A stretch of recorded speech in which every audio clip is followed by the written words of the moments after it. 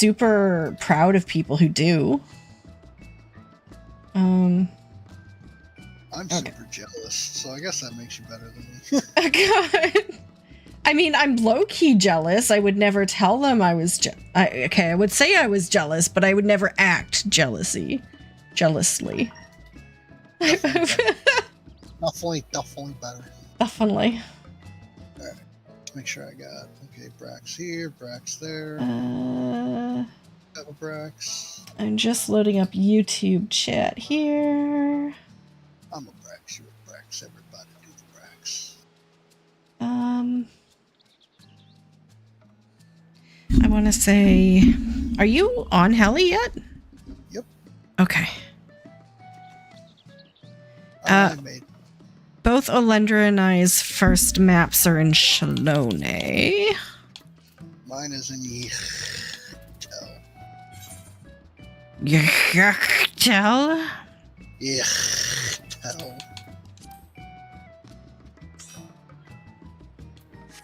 Okay. And you guys had a Shalone? Yes, I can repost here. Me. Where'd everyone go? Like the people. I don't know. Maybe people like were up super early for the live letter? Question mark.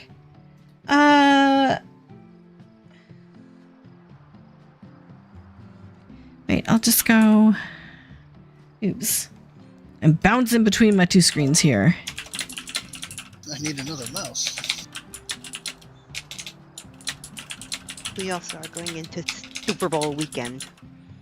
Oh, are we? Oh, Super Bowl is on the 9th. I remember this. on Sunday. Mm-hmm. I was gonna say, I remember there being a couple people doing videos on it, but I couldn't remember when it was. I don't watch that. Sometimes I'll watch the Puppy Bowl, but most of the time I just play video games. There's a Puppy Bowl? There's a Puppy Bowl. Has been for quite a few years now on Animal Planet. Yeah, absolutely. What do they do? Put a bunch of puppies in an area and rub over tummies or something? Well, No, pretty they let them much. run around and play with toys. Yeah, I mean, they have like their own field-ish that has toys in it, and yeah. Man, the Puppy Bowl halftime show, though, the amount of kittens in there is definitely going to overwhelm the cuteness factor again. Oh, wait. It's just puppies playing for the whole time? Yeah. Yo, they got corporate sponsors? What? It's a thing. It's a thing. And I, at least, like, unlike regular football, I understand the rules in that there are no rules. Makes sense. Right? Okay, also, puppies are really cute. No one's yelling at anyone. And, they're puppies. They get paid for drinking out of the water bowls in the end zones. That's it. I lived in the US for like a year and a half and was required to watch football during that time, and I never learned the game. And then I got back to Canada and got with my husband, and I'm like, okay, like legit, tell me the rules of football so I can understand the game. And from what I learned under his expert tutelage, no one knows the rules of football. Not even the players on occasion. So I think there's no helping me. I don't think there's any way for me to get interested in the game. Apparently this is Puppy Bowl XXI, so it's 1-2-1. Oh my I thought god. it was XV-I. Or XV-I 28? I don't know. I just googled it. XXI is 21. Or Puppy Bowl 2025. Oh, okay. Yeah, I must have been looking at an old picture of like 18 or 17 or something. What's funny, if you look at the Roman numerals for spelling out the Super Bowl this year, it spells the word Lix. L-I-X. Oh, okay. 59? It is full 59. Hey, Rockman. But Yeah. when you're looking at the like really cute like balloons and everything in the stores for all the different teams, yeah, it's licks. Oh, you know what I heard about the Super Bowl? They pre-print champions stuff for both teams. That way they have it ready to go the minute it's declared, and then they just write off all the other stuff as a business expense. Mm-hmm. And I'm like, well, that's probably the only way to do it. Yeah. Most upon the time they used to donate it to charities overseas, so you'd see the losing teams winning gear and like everything from refugee camps and stuff. But the way the corporations do it now, they don't even donate the clothes. They try to make them in materials that they can either recycle or they just go landfill. Which is a horrible, horrible waste, and someone should sue the crap out of the NFL for that. I mean, honestly, with trademarked IP and stuff, that's the way it's always been. Like, I was store manager of a movie gallery back in the early 2000s, and legit, like, we were required to garbage everything promo, like movie posters and cutouts and that sort of stuff. Like, we weren't allowed to let people have it. Not even you guys? Not even us, technically. Ooh. Deb's like asterisk. I know you all see it.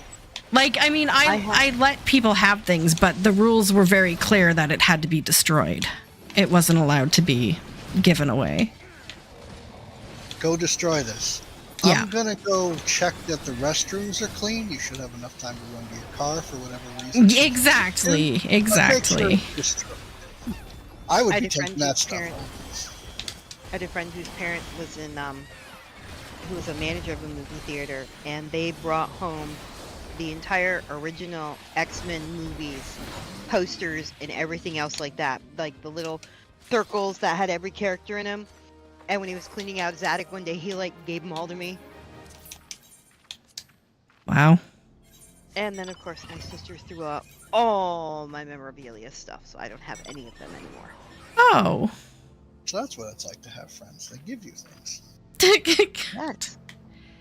I've got another Shalone here. It's okay. I just have to find where. Oh, there, right there.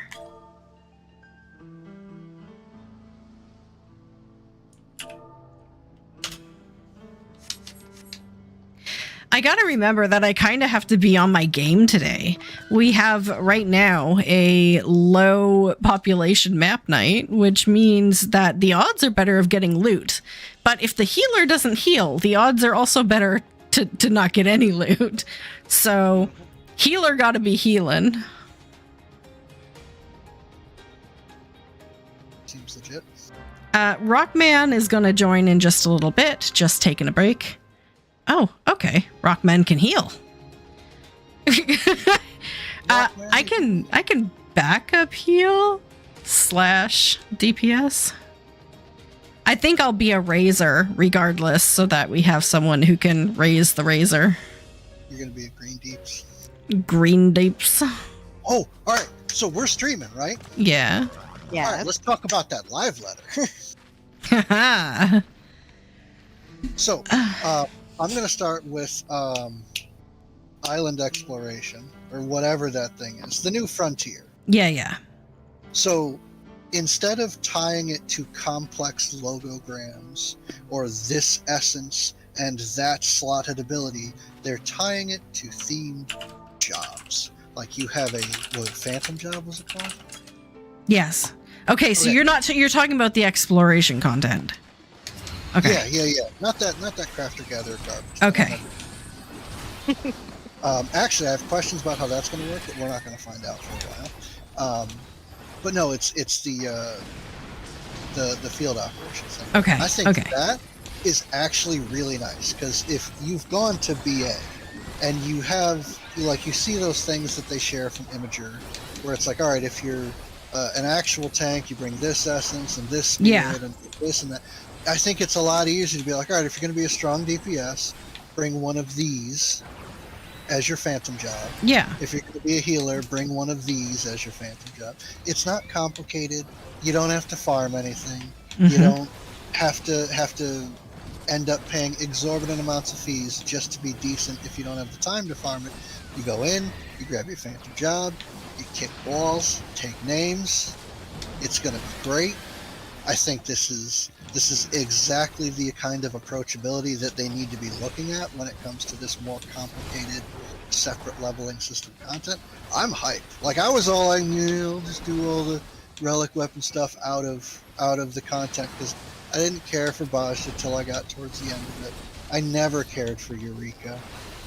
And it's like, okay, this actually seems pretty hype. And the way it sounds, because they put on, when they gave the thing about Phantom Monk, they're like, oh, you know, a tank picking this up is going to get this utility, one of which is a counter. And I'm like, oh, hey, hang on there. I can tank in here and that. What happens if a DPS takes Monk? This is very important information, so I need to know this. So, yeah, no, I was thrilled about the announcement. He said explicitly that they're taking, like, the best things from Eureka and Bozja and putting them together, which is fantastic. I've done both. I liked both. So I like that they kind of are putting the best parts of each together. I was stoked when I saw the Phantom jobs. Like, yes, I am absolutely playing those. He said now that it is unlikely that any of those Phantom jobs will be IRL game, in-game actual jobs. So it's kind of like the list of jobs they want in the game but will never actually get in the game. I'm gonna laugh so hard at Beastmaster's like the first one to unlock. Everybody's gonna cry so hard. Well, I mean, Beastmaster we know is going to be in the game. What we didn't see in there is Puppet Master, but it had Geomancer, Time Mage, Berserker, Cannoneer. I'm just reading them off the top of my head. Yeah, Ranger, Berserker. Ranger, Chemist. Yeah. Chemist. The one, I don't remember the part where he said the stuff in here canonically will not be in the game later. I thought it was, you know, we might draw from this pool, but I also didn't read the whole thing. Okay. The translation I read said that it is very unlikely that any of those jobs will be able to be playable jobs in game. But he also said that people say not to listen to Yoshi P. So he kind of covered his butt a little bit, but I believe that those are probably jobs they've looked at adding to the game, but for one reason or another found why it wouldn't work and had to temporarily scrap it. So it probably is jobs we won't see at least for another 5 or 10 years. I believe they have other jobs kind of on the short list that they would put in first. Probably. Something that's unique, because the last thing you want to do is clone jobs and hand them out. And Yeah. my guess with things like Chemist, Time Mage, I have my own thoughts on Time Mage, but I think it was stuff that they're like, all right, we got a cool gimmick, but not enough for a whole class. What do we do with it? And I think that's where everything is getting slotted in. That's my guess. For Time Mage, I find it very difficult. I'm sure they can come up with a playstyle, but the Time Mage's gimmick would revolve around haste or maybe gravity. And both of those are incredibly delicate in terms of balance. That and gravity is already the name of the main AoE for Astrologian. Like, fix that. Yeah, Astro, we're just gonna take away your sex, and we're going to take away your AoEs, and we're gonna take away everything that we can to hand to another class. Just rename it. It's not like they can't open up the entire code of the game in a notepad, do a search for gravity, and replace it with Starfall. Blah. Or boot up the game and just nailed it.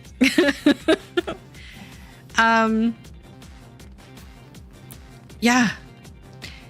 So I am excited. I'm excited about the exploratory content. I really am. I was worried at first because I didn't want it to be thrown in just because everyone was complaining it wasn't there. You know what I mean? Like, we raised such a stink over the past couple of years because Endwalker didn't have one, but... You wanted them to actually want it to be there. Exactly. Like, you can tell when someone's heart is in something and when they're just doing it to fill a quota or whatever. Like indie games versus AAA games. Exactly. So... The old Dragon Age and the new Dragon Age. You see? Ugh. Do not get me started on Dragon Age. I can film an entire 2-hour video at this point in time on my thoughts on Dragon Age, but yeah. So that was a pretty big announcement. The other thing that we haven't even mentioned yet, which was first, was that 7.2 is slated for the end of March. Which means by the end of February, we're going to have another Moogle Tome event. Which means that all of this is going down, like, starting in the next 2 weeks or so. So... Huh? Coffers are going to drop in price because they're going to hand out level 100 maps for tomestones. Oh. Do you think they'll put wings on sale in the Moogle event? No. Boo! I mean, okay. They never do for the current expansion. They might start putting some of like Endwalker. Endwalker was the Cheetos. the cheetahs or whatever they are. Cats. Lynx. The lynxes. We might see a lynx. Probably Heidelin lynx because that seems to be the one most people already have. Blue and Heidelin are the best two lynxes, Abby and yeah. Although, I wouldn't mind the Barbie lynx. And I wouldn't mind any of them other than the fleshy one. Because that's just... Ugh, I wouldn't ride that. Because what was... Oh, Shadowbringers was the dragons. Have we had a dragon Moogle Tome yet? Yeah. Okay. They've been selling the Gwibbers for a little while. Okay. I know they had Fae and Innocence in there at least, because those are a couple of the first ones I got. And I'm like, oh, of course, those are the ones I scored for. You know, because everything's about me, though. Okay. Welcome, Rockman. If you want to join us in chat, just pop over on Discord and I'll put you into the stream chat.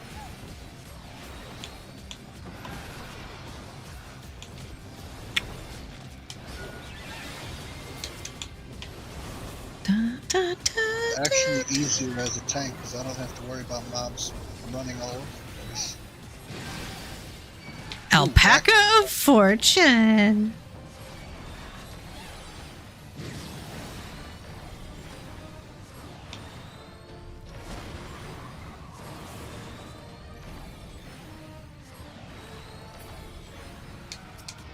Sorry, had to make sure the alpaca died. That golden fleece is worth quite a few monies. Yeah. A whole lot of crystals on that boy. Okay. Crystal. Speaking of crystals, Deb, you'll be sort of proud of me.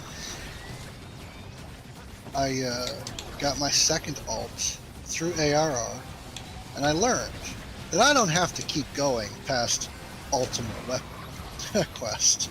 So as soon as I got flying, I power leveled my mining up to the point where I could gather crystals. I went and picked up my 10 retainers, and they're on the leveling grind until they get to 26. I'm going to throw them all to good gear, and I will have a second set of 10 retainers farming crystals. I'm going to be filthy in a pay-to-play way. Oh my god. I mean, it's completely legal. You're not doing anything wrong. That's the way the game is designed, so...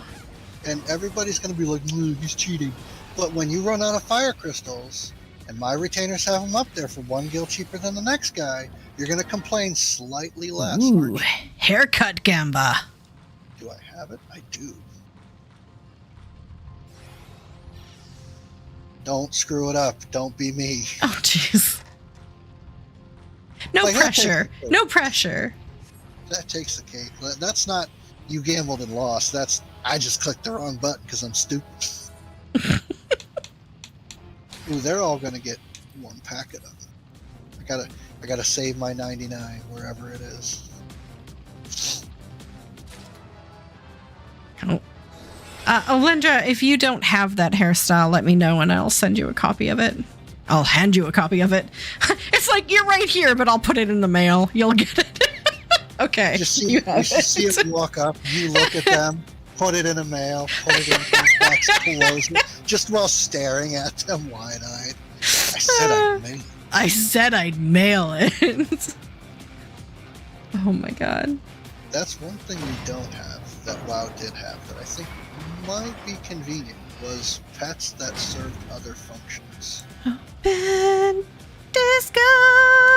Oh, I also looked into the WoW housing situation. It's coming in winter, and apparently they're aiming for what 14 does, and they're trying to do it better. Okay. Well, I watched a video on it, and they're going over some of the same things. Oh, who's going to get the house by the waterfall? Who's going to do this? Who's going to do that? And I'm like, yeah, how are you going to do this? I would really like to find out. Unless you can re-instance and, like, when you go into a housing thing, you can shift the positions of everybody's house based on, like, whoever starts, like, whoever logs into the housing spot first. Like, I have no idea how they're planning this. Oh, you had one in Shalom. I right? do still have another one in Shalom, eh? Yes. What was the other? Okay. Her? I'm No. gonna step away for a few minutes. Oh, okay. No worries. We will not need any facts in the meantime. Covering all the facts right now, so I'm not needed at the moment. AFK. Yeah. Cosmic Explorer. I wasn't there for Ishgard Restoration, but my gut is kind of like, because the way that he phrased it, he's like,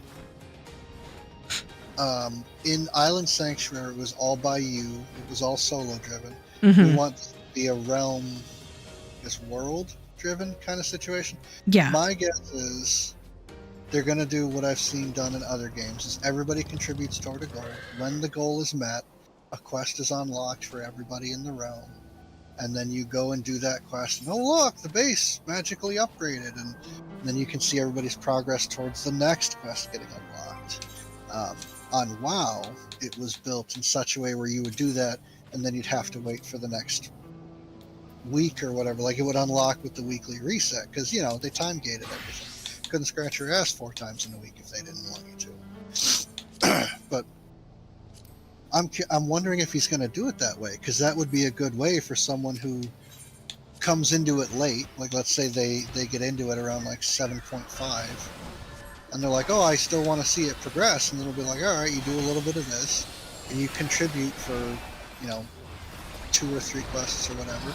And then, oh, look, there's the unlock quest for the next level. Whereas everybody who was there in 7.2 is like, yeah, we had to do this repeatable 1900 times on the server, and then this one became good. I'm just curious if they're going to do the leaderboards and everything, because that's... I think the way they phrased it, they're not going to do leaderboards, because the major problem with leaderboards last time was, as people have said, the bots. Like, people no-lifing it is absolutely okay. If you want to spend 18 out of 24 hours a day working towards the leaderboard, fine. But if you create a program that helps you do it 24 out of 24 hours, that's the problem. And so I really don't see them opening it up to that again. As much as I enjoyed that part of Restoration, I can see it being a problem. So my 2 cents on that, since I get to keep throwing my 2 cents on everything, Yeah. which is great, is that I don't like that no lifing it comes with much more tangible rewards. Because it, for me, for someone who can't no life and may not, let's just say can't for sake of example, because there's probably more people that can't than Yeah. my is. But for folks who can't no life it, they now lose the ability to be recognized in a meaningful way. Like, I'm not saying leaderboards, but like if there's a, top contributors per realm, they don't get anything. They're just there. Someone who busts their butt is really good at their craft, but can only do it, say, 4 to 8 hours a day. We'll be way down on the list compared to someone who's grinding this out 16, 18, 20 hours a day, or maybe it's a family that's just keeping it logged in around the clock. And it's like, oh, this is the realm's top contributor. If we didn't have them, we'd be blah, blah, blah, blah, blah. Never mind the 50 other people who make up the same amount of contribution. Yeah, no, there was rewards for just participating. So even if you didn't rank, if you participated in the project, you got a title and some rewards. So it wasn't just accomplishment based, but I see what you're saying. Absolutely. Yeah, I'm kind of torn on it because the part of me that's a tryhard is like, you gotta earn that. The part of me that's almost 40 is like, it would be nice to be recognized for being good at something, not just raw contribution. But, that's the stuff that we kind of have to settle with. I'm sure they've got something planned, but I do like what he said about if you take a couple packs off, we still want you to see that progression instead of logging into something where the quest is like, oh, behold this barren wasteland, and you see this thriving metropolis with skyscrapers. Yeah, no, for sure. That immersion's gone. But I think it'll be interesting because the way they did Island Sanctuary, you would do this, then you would do a quest to unlock the next level of things, and I think that's a pretty good way to do it. On a group scale, you'll make the lever much larger to flip over. But all in all, I think it's going to be very interesting. What does chat think? Right. And I mean, I wanted Island Sanctuary so bad until I got it. And I think the reason why a lot of people who would have potentially loved that sort of content didn't was because it wasn't what was promised. The Warrior of Light who just saved the world wanted somewhere we could relax and farm and just be a normal person for a while. And we arrive and all of a sudden we're like some automaton's bitch. And we just like scoured the markets and trying to sell as much as possible to maximize the profits of our recreational space. And it just felt so bad. You want it to be. Like game mechanics wise, when you pop into your island, Tatara's like, oh, go talk to Merowit. Merowit gives you an island, and then you pop in there. What did you want it to be? Knowing what you got, what did you want? I wanted it more to be like a Stardew Valley minigame, where I could plant some crops, I could look after some animals, I could do the same thing over and over again for some sort of currency and reward. Like, we're not too far from what it could have been, but it's all tone. Like, if you were rewarded for how happy your animals are or how many crops you grow, then that would be something different than being rewarded solely for how much you contribute to the economy. I don't know. So the animal feeding system, which generates happiness, the additional drops from them, and the amount of crops that you get feeding directly into, again, the stuff that you can make, it didn't feel like it was more than a numbers game to you then? Yeah, it felt way, this is mine. It felt way too just economics 101, because it ultimately wasn't about transforming the island into something beautiful and magical. It was about constructing sweatshops and seeing how much you can produce with them. Like, disco.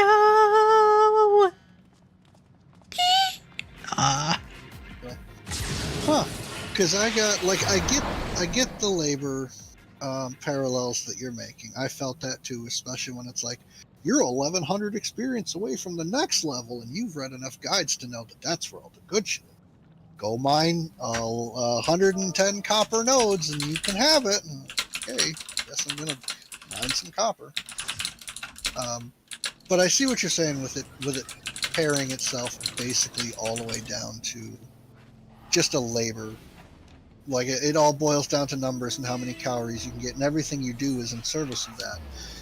I think the problem with, let's say they took the whole calorie thing out of it. Now, what's your incentive to do it? You don't have one. There's no rewards. There's no way to quantify how developed someone's island is and what we can sell them, or how do we get rid of these dyes and make it meaningful. I would be concerned about that particular, how they were going to. Hello. Yeah, so honestly, okay, let me speak for everyone, even though this is honestly just my opinion. If they had completely removed the workshop elements and everything, and just made it so that the animals you produce and the crops you produce give you raw materials like fleeces and leathers and stuff that you could use to trade in for island themed like glamours, like clothing and haircuts and stuff, that would have been just 100% worth it for me. So, like, allow me to clarify, to make sure I have it right. So let's say I fill it up with moorballs, and aside from being a disgusting individual, I have a lot of, let's say, moorball spit and leather. Yeah. And I can go to a trader, and I would have more than enough spit and leather to buy whatever it is they're selling for spit and leather, or would it just be like, spit is worth this much, leather is worth that much, when you get enough points you can buy blade? Yeah, or I mean, even just taking it to another level, like say the type of leather impacts the base color of the item or whatever, to make it interesting. Like if you want a, I don't know, leather sublagar, if you hand in green leather, like from a moorball, it will be green. Like, honestly, it's just, I'm making it sound childish, but that at essence, that is the minimum amount of effort they had to put in. We weren't expecting another variant dungeon. Like, we weren't expecting another whole feature to the game. We just wanted a tiny little piece of Stardew Valley. Like, our expectations on what to do with the content was actually rather low. Or at least for people like me who were really, really looking forward to that content. The way you're describing it is a coding and an item ID nightmare. Absolute night. Like, I'm trying to put together in my head the back-end systems that would be required for that, and I don't want to think about it anymore. Although I agree with you. You buy this, you contribute that, it comes out as this item. I was thinking more like, let's say you have farm of moorballs and you grow stink fruits. Like, you would have, you know, at the end of your chest every day, like, you could contribute, I want to put in all this moorball spit, all this leather, all these stink fruits. And then, like, every time it processes that, you would get a turnout of moorball themed stuff. You know, it'd be a little RNG, so people would keep paying into it. Or, you know, someone would be like, oh, I got this. And it's themed after such and such rare monsters. So everyone's going to go out and catch a bunch of those until they get that cool item. And it would give them a chance to say, you know, this is when you have this, it's worth different things, as opposed to, well, you want to get this guy because he drops milk and then fur, as opposed to the non-rare one, which drops fur and then milk. Oh, it's a balancing act. It's a numbers game.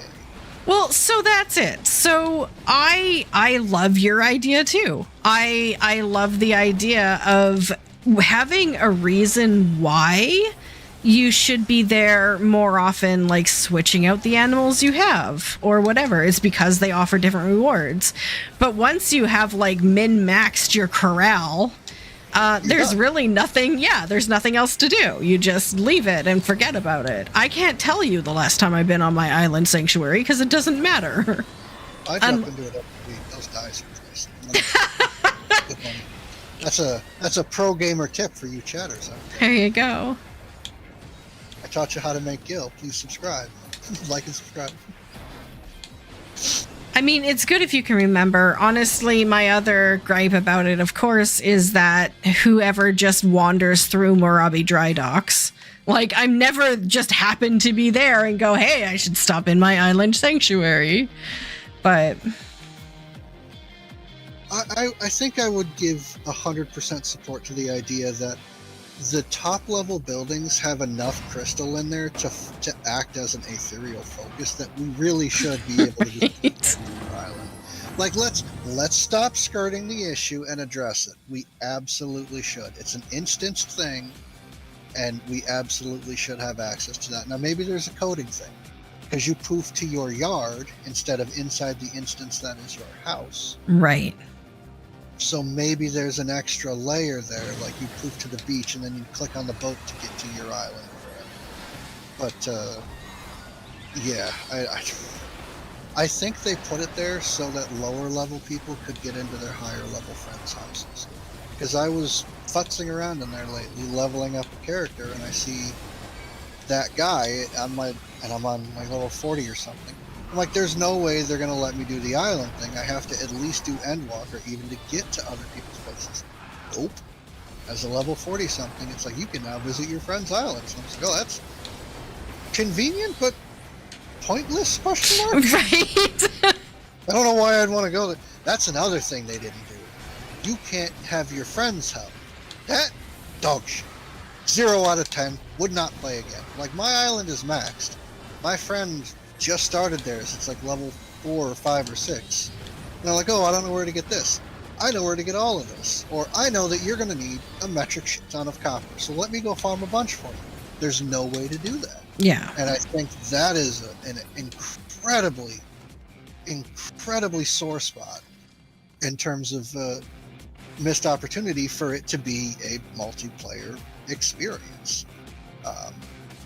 I think cosmic exploration is incredibly far tipped in the other direction. I'm having a hard time getting it in.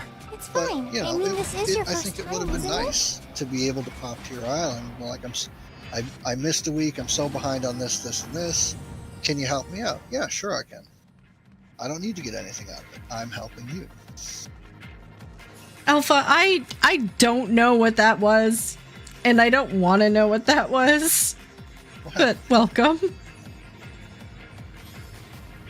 I do something wrong? No. It was a sound effect playing over top of what you were saying that was incredibly inappropriate. I'm sorry. Wow, my ideas are crap apparently. Not crap. I don't know how Per to se, say. but it wasn't twerky. Hey, Everybody liked it. It So, wasn't twerky. It was having a hard time getting it in. So having a hard time getting it. I talk too much. All right, chat. Never mind. I'll shut up. I don't even remember where we were, to be honest. I am so sorry. If they were able to clone Stardew Valley and put it in the game, I'd play the shit out of it. Right. I'm not even gonna front. I'd play the shit out of it. All I wanted to do was pet the animals and love the animals and grow some crops. You know, I'm seriously thinking about going when my island retires. probably in a few expansions when I have enough of all the different dyes, or 1 billion calories. I probably am going to, my one final stand with it is letting go of everything that's not a Moorball and just getting the Moorball seedlings and the full-grown Moorballs. And then take a picture of it and be like, I'm done. I'm finally done with it. I can retire. And then come back to an island overgrown with Moorballs. Yeah. Good times. Yeah. So anyway, I think the original reason we were talking about this was in hopes that the new content will be better? Question mark? The cosmic exploration? Yeah. I'm sure it will. I'm hoping it works off of a, like I said before, like I described it for folks who weren't here.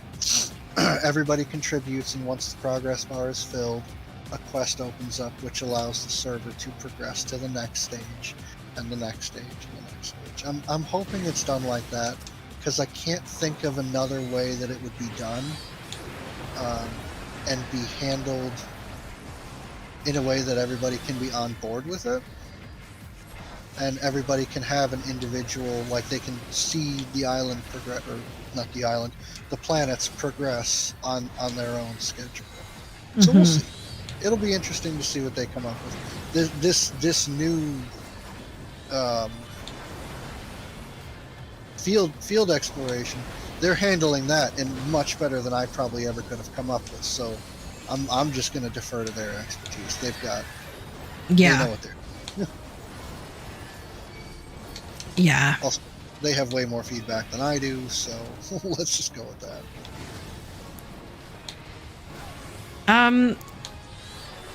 I mean, 2, 3. I farted and a poopy almost slipped out.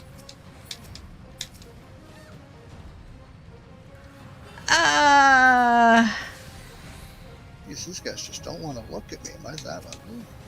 Okay, Alpha, I'm gonna have to go in and moderate some of those. I appreciate you pointing them out to me. Something happening?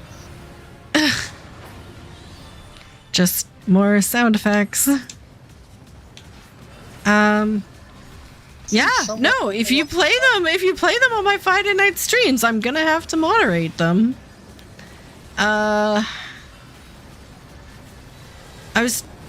I'm completely distracted now. I'm trying to think of what is But is chat spending money?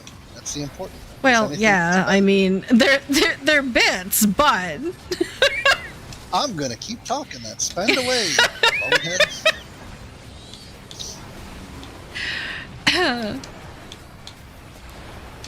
So yeah, cosmic exploration. Let's hear your side, and I'll stop talking. Yeah, so with cosmic exploration, I know that it's not going to be the same as Ishtarrak restoration. I have a very good sense that they're going to take away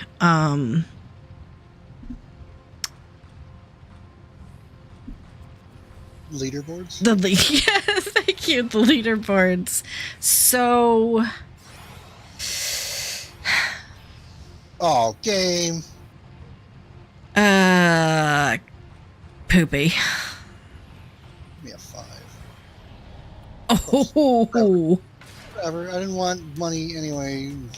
it was just the money, right? I wasn't paying attention. There was nothing good in there, but I just came for the experience. You know, I'm just happy to be here. Yeah, exactly. Said every genuine person ever. Hey, final chamber. That's worth it. I made the sacrifice so we could get to the final chamber. Everybody is welcome. See, I appreciate that. Thank you. So now I'm going to have to take out my phone and try to remember what I saw at 3 o'clock this morning. I watched 2 recap videos. Oh, did you? Okay. I clicked on the original one and I was like, we'll just go to the original thing. And then I realized that there is no live translate. There's no. Japanese. I go, okay, I'm not that educated. So, you know, maybe I'll just look at the pretty pictures. And then it's been going for like 20 minutes and they haven't shown a single picture. They're still just sitting there talking. And so I look at how long this is, 3 hours. Where is it? Okay. I need a summary. Who's got a summary? Yeah. The two that were out at that time were Mione and Cole Ebix, and Cole Ebix's video was short. I think he did a good job. He had a lot of personal takes included in there, which not what I was looking for, but not bad. So then I clicked over to Mione's and watched his, and I was like, okay, there's a little more fact, some speculation, but not a lot of personal bias. So guys, I think I have an idea of what's going on. So all of my information comes from them two, and I'm probably wrong. He went west and Yeah, so, I mean, this is just kind of the introductory live letter, and we're going to get more info before it drops, which again, pushes this time frame really tight. So if we know that it's coming out the end of March, we know that there's going to be a month-long Moogle Tome before that. We know that they usually announce the month-long Moogle Tome event happening right at live letter. So the next live letter is probably going to be before the end of the month. So maybe the last Friday of the month. So, I mean, everything's going to go so quickly once we get past these next 2 weeks. I don't know. I mean, I've already seen videos.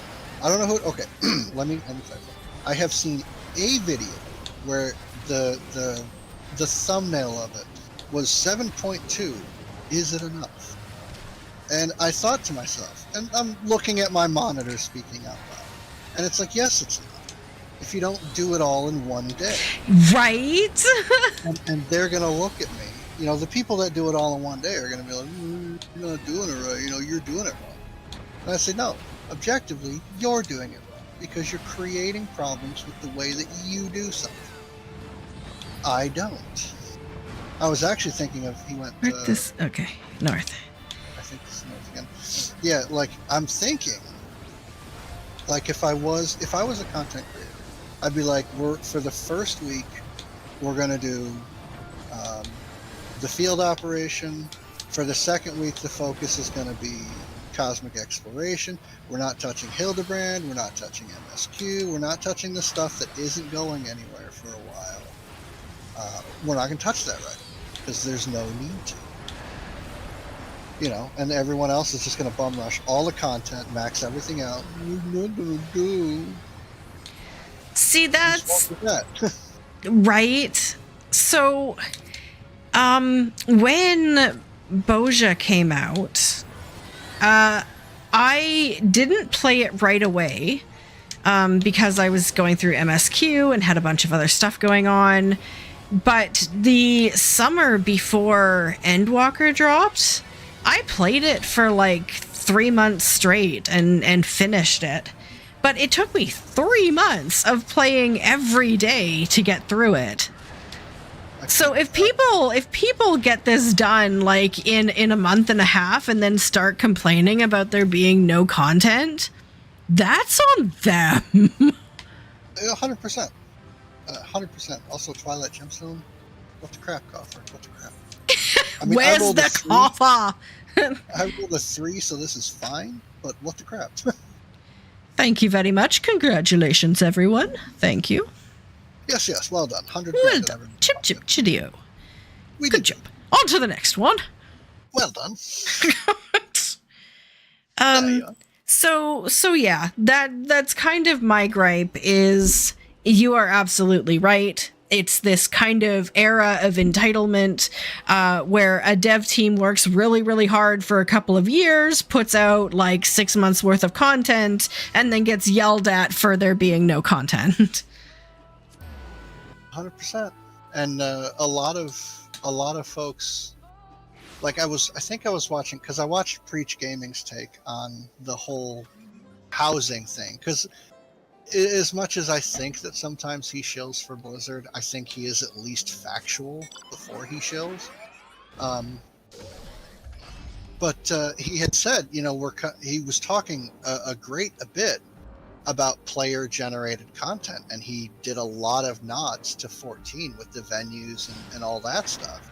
And he's like, if Blizzard wants player-generated content, they need to give people flexibility and freedom, and it can't just be this item goes here and you can't stretch it, you can't move it, you can't do nothing, you know, because they make content, and that takes time, that takes money, and players eat through it in a ridiculous speed, and that's not likely to change anywhere.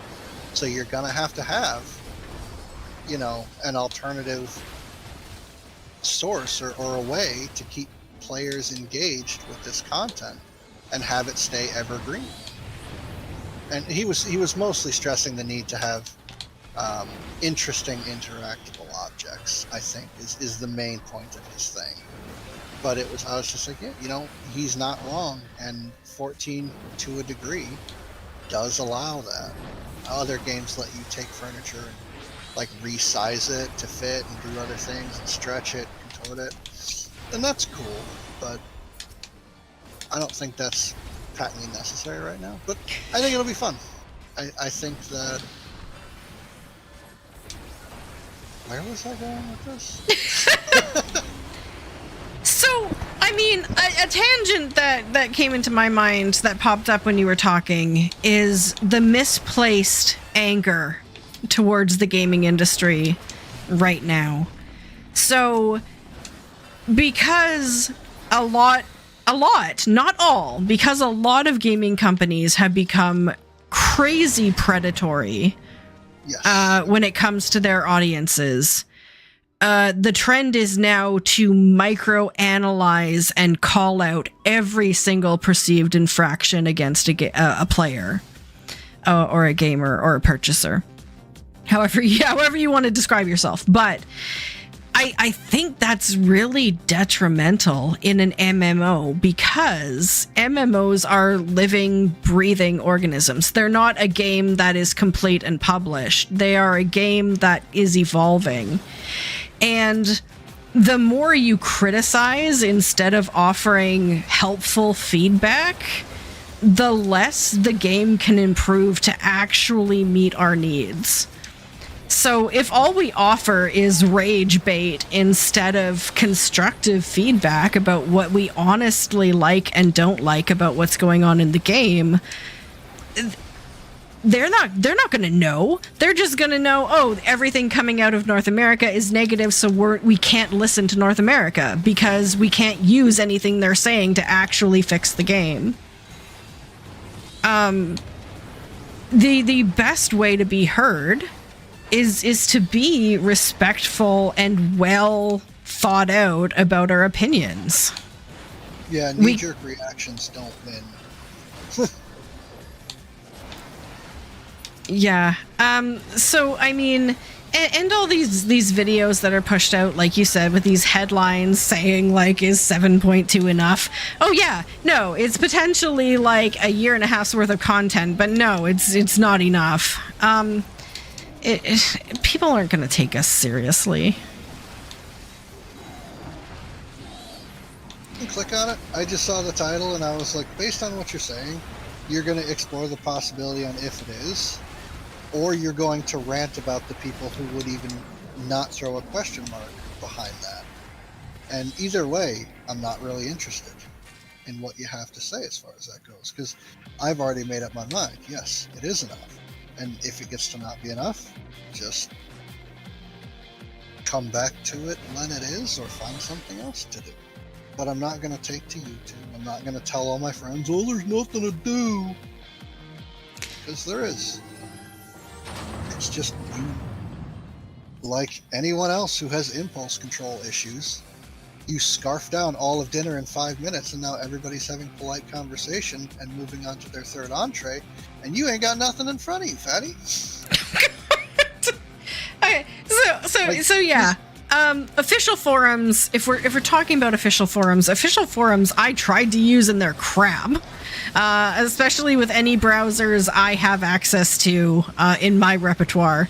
So I'm going to honestly work on it because some people have said it could be a cookie issue. I'm going to try to fix my connection with the official forums to see if it's just a user error on my end. But it does make it very difficult to communicate in a professional way if you can't even access the medium. And I had a second point, but 3 a.m. brain completely just lost it. Yeah.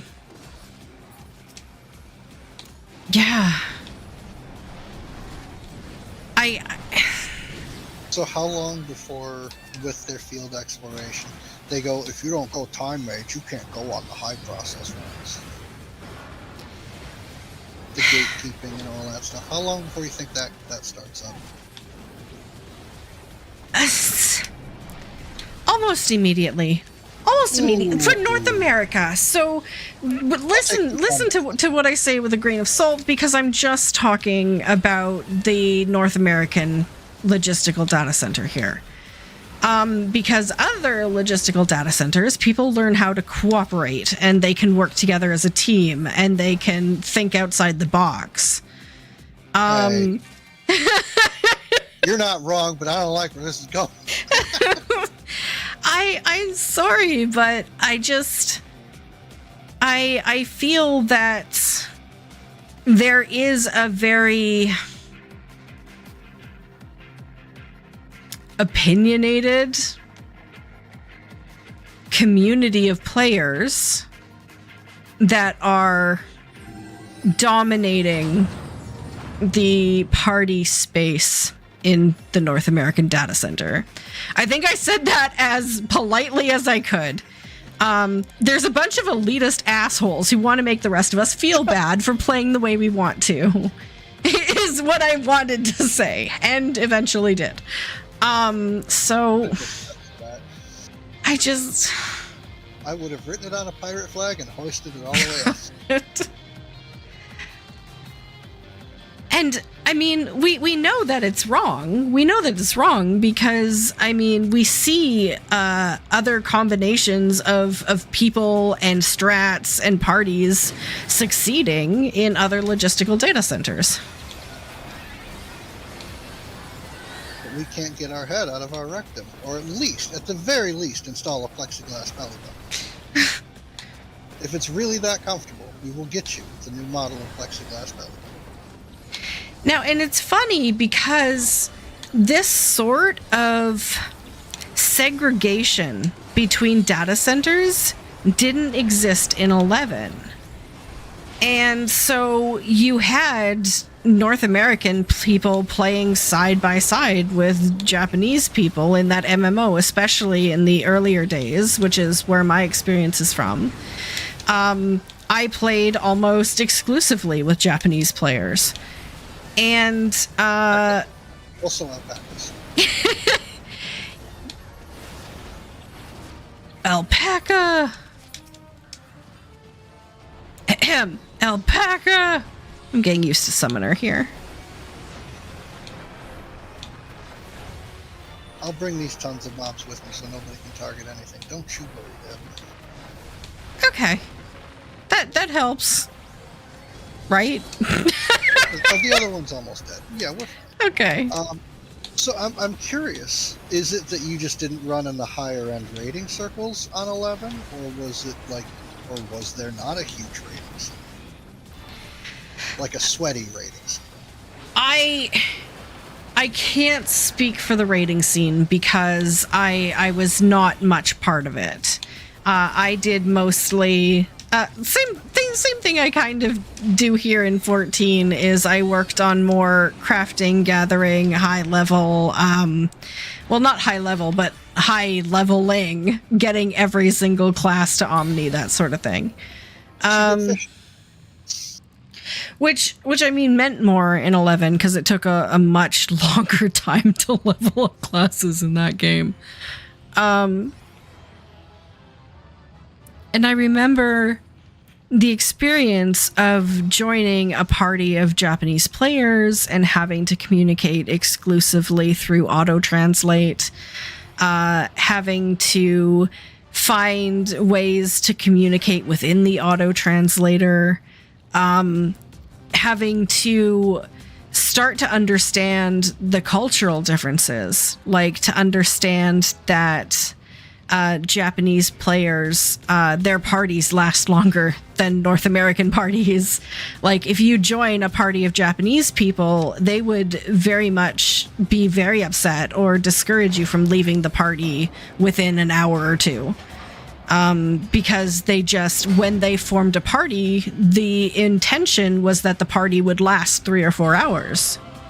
Disco! Yeah! So that's... Do you think that the servers are segregated not just for technical reasons and limitations and quality of life, but do you think it was done for a cultural reason? Like, I wanted to be a smartass and say, when you were like, oh, you know, we played, there were no data centers, everybody mixed with each other, and I wanted to say, well, look where that got us. Well, do you think that it was too much of a culture thing? Because that point has been brought up before. I think it wasn't the cause. So I think, honestly, when they set up the logistical data centers, they did it just to help with, like, ping issues and that sort of thing. Just all innocently. But then what ended up happening was creating these microcosms of culture that now you can't undo it, if that makes sense. Like, people have entrenched themselves so thoroughly in the way things are done in their own logistical data center that if those walls were to come down, I think the game would cease to function the way it is. I think that people would become very, very picky about who they chose to game with. I think party finders would become very much more exclusive. I think auto-translate will not be utilized the same way it was in 11. Like, there isn't this world community. It's like very, very nationalist. I mean that in the broadest sense of the word. Like, instead of there being a world community, there's data center communities. I mean, Americans have picked up on that notion. But no, I want to say that I remember that someone saying that over on a JP server, they saw text in there that said JP only.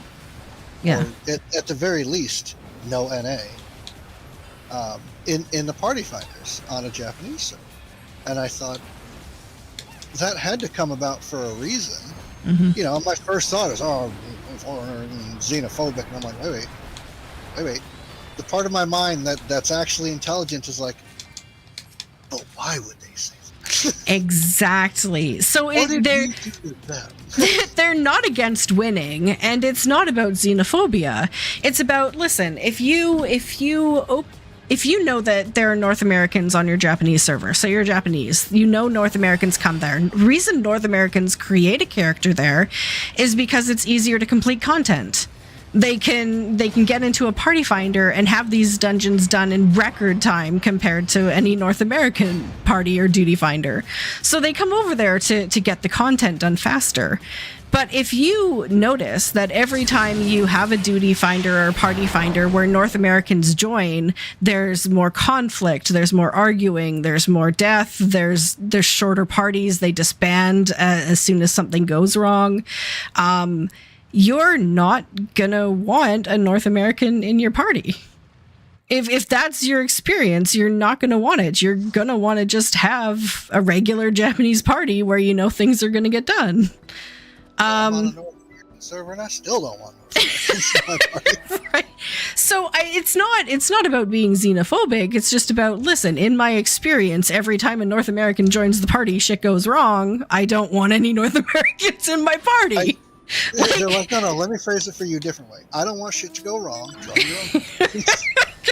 It's not hard. Whereas, like, culturally, if a Japanese person were to join a party and they were running short on time, the first thing they would do before you even got into the dungeon or the trial or the content would be, hey, I'm very sorry to say this. This is my situation. I hope this is okay. If not, I will leave. Because that's the respectful, polite thing to do, is to be straightforward, saying, hey, I have a time limit. Is that okay? If not, I'll leave. Whereas you very seldom get that sort of introduction to a party finder here. It'll just be like you start pulling and then someone's like, oh yeah, just FYI, I only have 30 minutes. And it's that sort of disrespect that's so common here that just isn't tolerated in other areas of the world. And you pull that crap over there. Are you NA? And it comes through in perfect. It's like an auto translate because it's a thing they say all the time. Are you NA? No, it's true. In the NA side, for someone to say, FYI, I have 30 minutes, when they get to their 30-minute timer, that is something that I had always viewed as, at least they're letting us know before just ninja drop. So I think it's good enough for North Americans. Yeah. I wonder if it's a question that NA just has much lower standards, in which case, I don't blame JP players for saying, we want someone who understands what we consider to be the bare minimum. And it's kind of hard to argue with that. It really is. Yeah. Hey, Sergal, how you doing? We have room in party tonight and in chat. If you want to join, just let me know. Otherwise, I hope your Friday night is going fantastic. We are talking about the live letter and kind of everything adjacent, which right now is like the differences between North American and Japanese players. And just in general, the respect that's different between the logistical data centers. What's EU servers fall on this politeness scale? Okay, so EU servers kind of have the advantage of there being so many countries that kind of fall within the EU, so many different languages, so many different cultures. But the one thing the European Union and Europe in general has in common is they are all very, very frank people.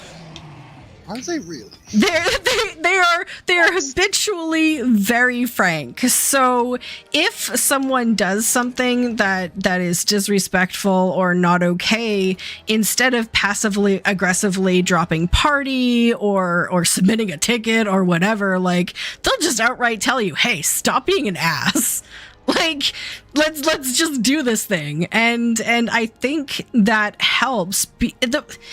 Ironically, the problem with a lot of North American parties and players is that they don't want to say anything overly harsh or disrespectful because they don't want to get reported. They don't want to lose their account. They don't want to whatever. They don't want it.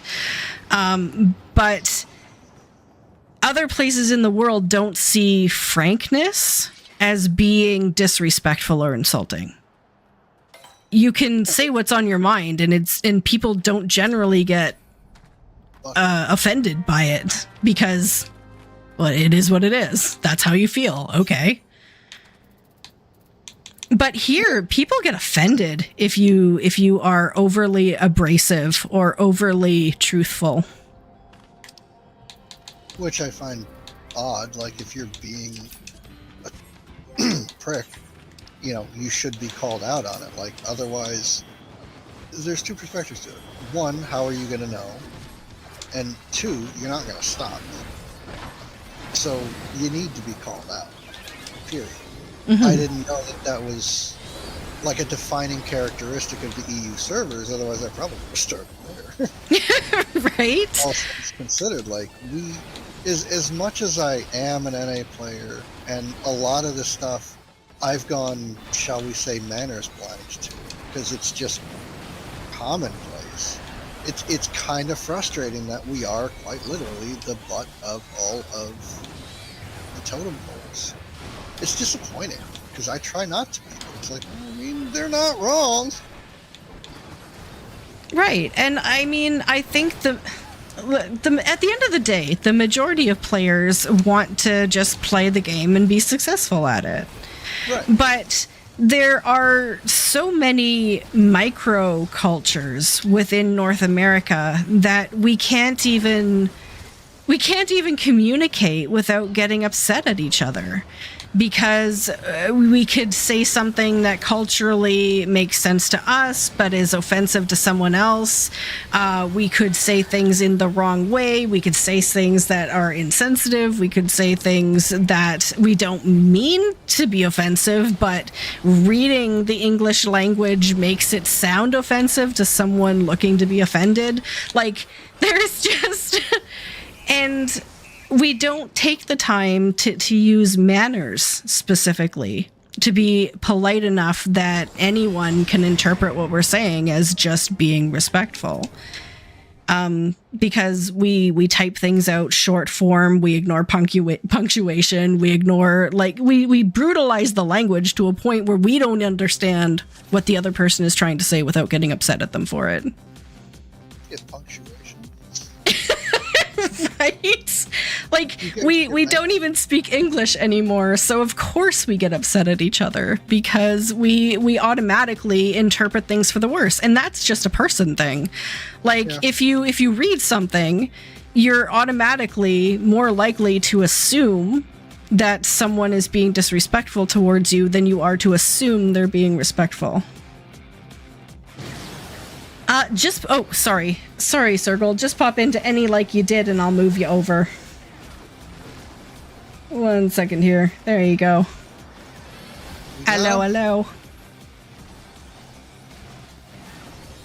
No, I see what you're saying. I'm just a little on the frustrated side, that's all. No, it is frustrating.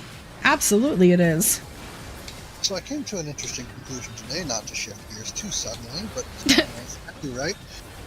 I have now played through most of the introductory parts of the 3 major cities, at least to the point where you get named as the emissary so you can get to the other major cities. Mm-hmm. Why has Gridania got the coolest little cosmetic accessory thing that you have to wear for your cutscene? Well, now, see, okay, Limsa is the shoes. Yes. Ul'dah is an earring? Yes, it's a purple ear. And Gridania was a mask, wasn't it? It has that little, full-face wood whaler mask. Yeah, yes. Like, I've been looking for that since the time I started the game. I mean, I would really like the half mask, which I think there's a dyeable one somewhere, but not everybody can wear it. But I'm like, yo, how are you just going to have this perfect, amazing cosmetic item and nobody told me? Like, y'all are some haters. That's what you need to tell us when it's like, oh, where do you want to start? Well, who has the coolest stuff? Because, jobs change, but you're locked into, or locked out of, that item for your whole playthrough. That's a pretty good point. I never really thought about it, but I have started in each of the 3 starting cities, so I knew what they were, but I never thought about it that way, Phil. Well, yeah, like, I started in Ul'dah, and I'm like, alright, some cool earrings, whatever. I didn't even think that the other cities would get different things. And then I did Limsa, and they're like shoes, and I'm like, who cares? And then I finally got around to doing, Sorry. Gridania's today. Sorry? I added you back, Circle. You disappeared, so I hope you're here now. Sorry, go ahead, Phil. Here. Yay! It's just saying I got around to doing Gridania's. We can hear you. Yep, we can hear you. Yep, we can hear you now.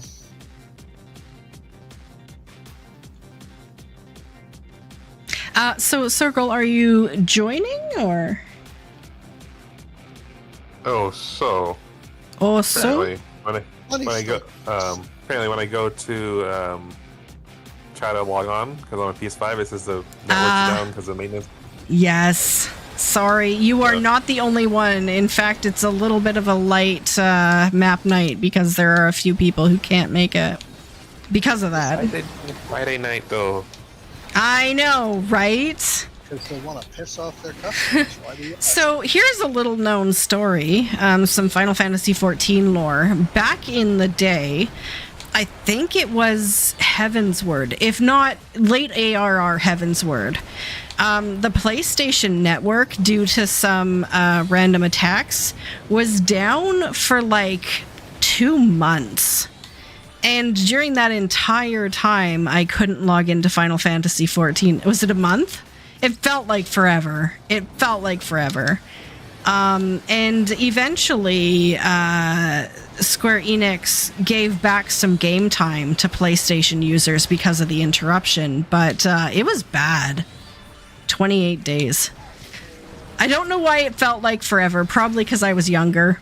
Time passed much slower back then, but yeah. In 2011. Yeah. Wild. So, here's to hoping, fingers crossed, that you PlayStation users aren't impacted for that, for anywhere near that long. A tenth of that long. Got kicked out for a month. Yeah.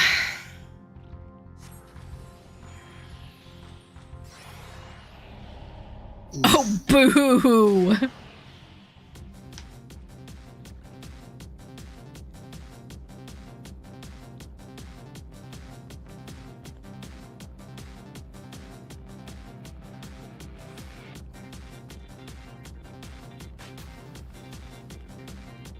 What is going on?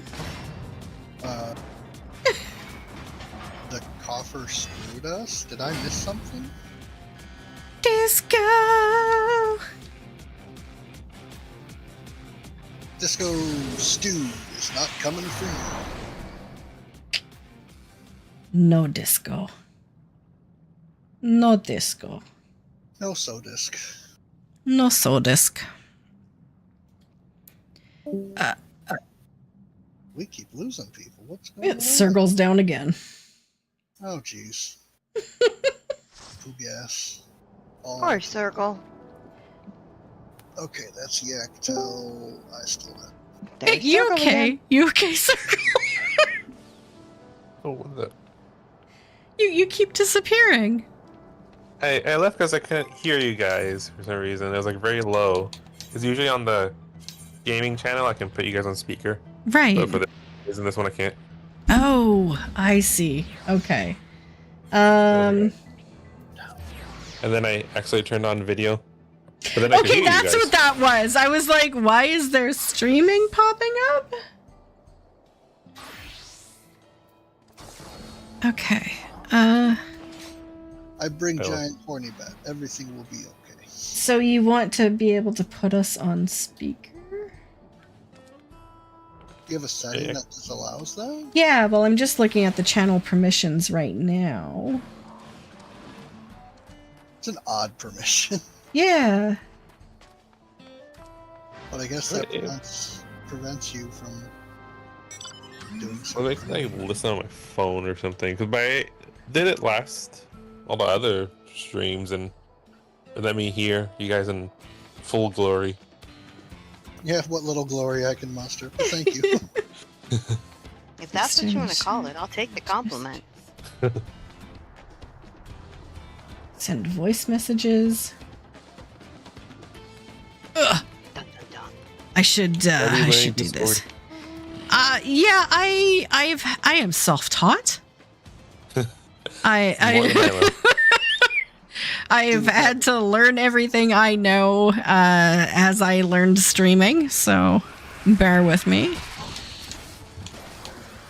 I clicked the button, and when it didn't like blow up my computer, I knew I had succeeded.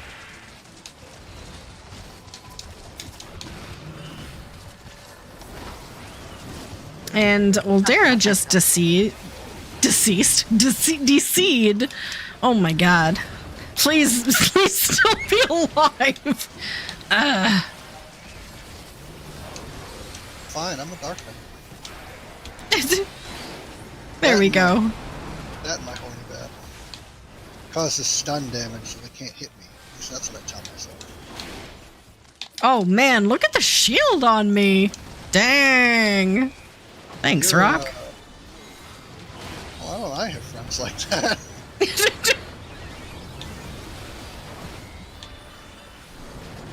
can't play the game as good to get you good stuff. You need to focus on getting rid of Raubon's nails. That's what's holding you back. Wait, that's where you're at? She's at the big thing where Ishtarrak comes back to the Eorzean Alliance. Aww. And you have to fight the Bull of Alamigo at the end. And she just says he keeps getting one-shots. I looked up the fights. Okay. Here's what you do. But she's got more important. It's Valentine's week in the floral department. Damn, I don't have a Valentine. Again. It's not fun. I know, Evie, you can be my Valentine. I'll get you some extra doggy treats. She says, I'll give you kisses. Also, do you guys have any plans on next Friday? Well, I guess Debbie's the only one of us not single. And I don't celebrate. I don't celebrate Valentine's Day. I'm married. Whatever. You passed it. You Exactly. We have a vet appointment for one of our cats. That's it. I'll be slinging the flowers and praying for 7 o'clock. Oh. What am I doing? No, I'm working. Whatever. The kids like Valentine's I'm Day. actually I'm only scheduled like 5 p.m. I looked at the boss and I'm like, are you sure? He goes, yep. Tentatively. He's like, I'm pretty sure we'll be sold out by then. Okay. He's like, we get the delivery on Tuesday, and whatever we have left by Friday, you'll be good to go home at 5. He's like, if you want to go home early, I looked at him, I'm like, I ain't leaving till this department's spotless. I ain't having another issue with a manager. He goes, well, it wasn't me. I'm like, I know it was the manager above you who was just being a bum boy. Okay, but I mean, like, on Valentine's Day itself, like, everyone should have already gotten something if they wanted something, right? Isn't that how it works? You think. You have the guy standing there going, I forgot it was Valentine's Day. I've been married for 20 years. My wife's gonna kill me. Yep. I need 24 roses. I'm like, I got 7 this p.m. rose in a jar for $15. That's all I got left. Okay, but roses are ungodly expensive. Like, I don't know about there, but here, 24 roses is probably like $100. If we do them into a full arrangement, you're looking at 125. Okay. Yeah, like, roses are expensive. Right. What's funny is all my potted plants, bless you, Canada. Thank you for the plants. Good thing we didn't tariff them. Cha-cha-cha. I was having bad dreams about that. I'm like, we're not going to have anything. The plants are what the little kids give their mom with the little teddy bears attached. We're not going to have plants. The plants are going to be too expensive. They're going to get mad at me. They're going to yell at me. And then it's like, it's not going to happen. I'm like, oh, thanks, powers of the... I feel like Kenny would put out a sign, thanks to an idiot politician. Prices are up. That's Enjoy. happy boy? Yes, he would. Well, Derek if got... I ran the department, you're damn right I would. You got divorced on Valentine's Day? What the hell? Oh. He in the pic. It's Eldera, Alendra in the party. Yeah. Dodged a bullet, that's what happened. Now the big question, was it a good thing? And that just Well, happened that's to be it. the day the paperwork went through? Or was it a bad thing and not something you wanted? Was it an act of self-love, or was it a devastating set the bridge on fire move? Because I've had my moments with mine that I've seriously thought, that'd be a great gift. It's my great gift to me. Mm-hmm. I had a question about those roses that people buy, because, never having needed to buy roses. Do you guys take the thorns off, or the thorns kind of like part of the charm? That is a personal preference. Huh. In So all it depends on who you give honesty, it to. Mm-hmm. When we put him into arrangements personally, Uh-huh. I trim all the thorns off every step. Because my whole thing is, when I put it in the vase, they're gonna snag and rip the greenery that's there. It's gonna, when you're trying to put the baby's breath or your other filler flowers in there, it's gonna rip them. So I'll take them all off. Now, if somebody is literally just getting roses and greenery, no baby's breath, no other upgrades, just take the roses, trim the stems, stick them in a jar. I will leave the thorns on them, because then you need it to kind of grab the greenery to hold it in place. But if it's like a single stem rose being given to somebody, yeah, every thorn on there is coming off. Because the last thing you want to do is hand a single stem to somebody, and basically some of those freaking stems will look like something out of The Walking Dead that, you know, one of the baddies would use. Good thing remarried. Okay, good. Remarried happily for a long time since then. Awesome. Awesome. Awesome. Even better. Okay, so I was watching a video while I was eating dinner, and it was someone who was talking about a study that was done, a very large study that is able to accurately predict how long people stay married for based on one criteria. And the criteria is a ratio of positive interactions versus negative interactions with your significant other. So the longer a marriage lasts is based on how closely they adhere to a ratio of 20 positive interactions for every negative interaction. So if you think back on your relationships and the ones that worked well and the ones that didn't, it has to do probably with how many positive things you remember versus how many negative things you remember. And it takes an awful lot of positive to erase a negative. I'm just stubborn. That's the only thing I can come up with. I found out when I had left home with my husband that family members had taken bets on how long we would stay together. I'm winning the pot, man. 20 years. Pay up. Pay off. Oh my God. Yeah, I had some long-term relationships that shouldn't have been, but I think 6 years is my maximum. 20 takes the cake. Congrats. I don't know how you should feel about that record, honestly, but a lot less fun since I quit drinking. But a lot more fun since he quit drinking. Oh man. And I do not see anything behind his back that I do not say to his face. So everything I'm saying here, he has heard it at least once. Okay. Now the fact that he has a bad memory and might not remember it tomorrow morning, that is not my fault.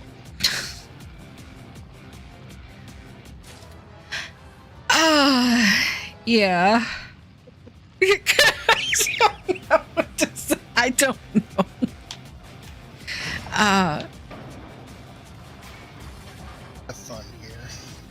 Yeah. Disco! I'm not looking. So, my husband and I knew each other for 21 years before we got married. Really? No, not quite. 17 years before we got married. Somewhere around there. So we were friends for a very, very, very, very long time.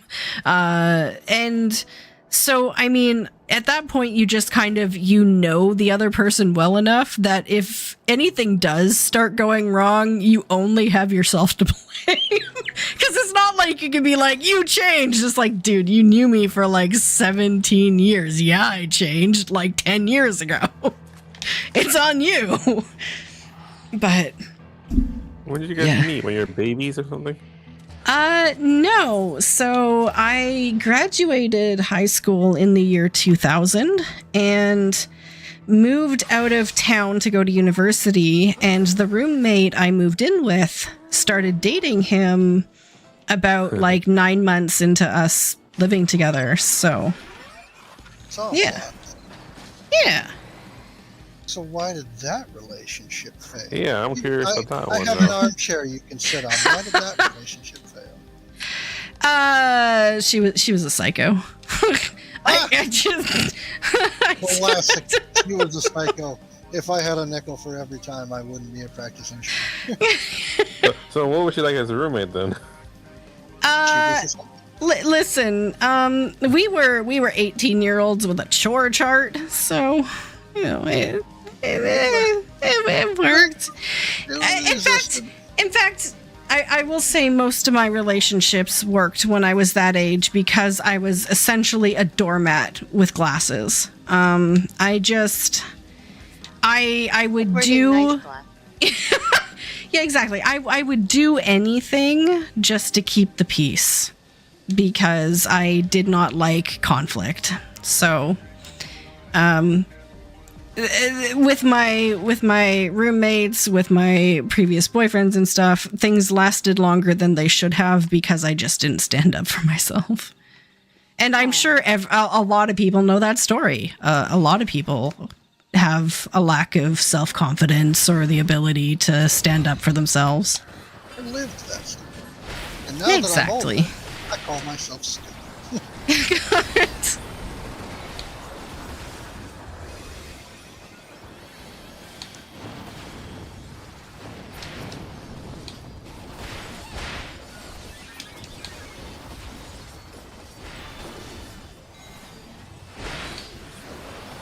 That can be more heals lately. I must be a garbage gun breaker. And I mean, I am still friends with this person. So when I say psychopath, like I mean so it with the best of intentions. It's just when look,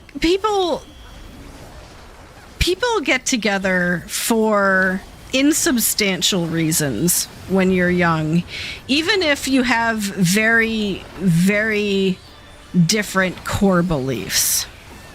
And so I'm going to say that is my real answer, is they never should have really been together in the first place, but it was a young person thing. Translation, she wanted to. So. It's even funnier, like, because, you know, I work in the school, so some of the kids, like, are starting to get to that age and stuff, like, you know, 6th graders, like, 11, 12, 13 years old, so they're starting their relationships, but, you know, they're so overly dramatic when they're teenagers. Oh, God, yeah. Oh, God, yeah. Like, this or that, they talked about this girl in their class, or this boy in that class, and I'm like, I don't know if you guys have time for this. And you know it's only going to last 2 weeks anyway, exactly. So... Like, they're on break, and they're like, oh, new relationship thing. I guess it's hard Some to, meltdowns my best friends used to have. I look back and I'm like, wow, that explains why they've had the adult life they have had. It's like you start to notice when you see, like, large groups of kids, like, the ones who go into the dating drama, the ones who kind of avoid it. It feels like it kind of carries through into adulthood. Sequent personalities. It's also hard in, like, you know, elementary, primary school, because, like, sometimes they'll be in that same class for, like, 6 years, and a lot will change in those 6 years. 5, 6. Yeah, But I never dated in school, so I wouldn't know. Right. I never did either. I did not. Listen, I am probably going to catch flack for this at some point. I did not even kiss a guy until I was graduated from high school. Like, I was not. I was not popular. I hung out with all the teachers, and it was very clear at home that it was highly discouraged. Like, I was not allowed to date, so I just never pushed that boundary. I like mine. My mom wanted me to be a nun. I highly disappointed that point of view. But I still think. But I think dating when you're younger, like in high school, is probably a better thing than not. Because by the time I did start seeing people in my 20s, being alone was such a bad thing, a negative thing, that I would get myself into scenarios with people I shouldn't be with just to not be alone. Whereas if you do go through these like 2-week, 2-month relationships all throughout high school, you kind of understand that rejection isn't everything. Like, yeah, you got rejected, you got over it, you found someone else really quickly, it happens. So I guess you end up taking breakups easier, perhaps, in later life. Seems like maybe like the worst age to start dating might be like in your 20s to a point. Yeah. Because you don't have like the breakups and everything from, you know, the over drama from high school. When you learn to become adults, it's like not as big a deal. But then when you get a little older, like in your 30s, then it's like you kind of have some more maturity and life experience. But 20s are kind of just wild. Yeah. I don't know. I think I'd have to flip the coin over and put my money on that. For all the kids that do it when they're young, they're just starting a pattern of putting some effort in, and then usually it's over a whole lot of nothing that they break up. Not that they should have been together in the first place, but you get yourself into a pattern of, I'm going to put in this much effort, and if I don't get what I want, I'm just going to walk away. And that carries into adulthood. And then you have these people who are like, I can't. Like, I was watching a comedian today, and she was like, you know, I'm going to start the Save a Hoe Foundation. She was talking about people who are very promiscuous and how their number one complaint is, I can't find a good guy. And she's like, well, you're a hoe, so that's kind of normal. And like, yeah, you put in a certain amount of effort, you get their attention, you do this, you do that. And then it doesn't work because you haven't trained yourself to sit down and say, okay, this is worth saving. And that's a habit that's, I don't even want to call it a habit.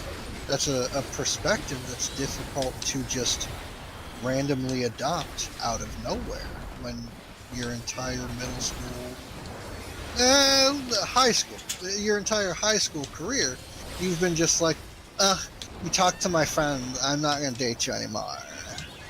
You know, the shit that happens in real life is so much more substantial.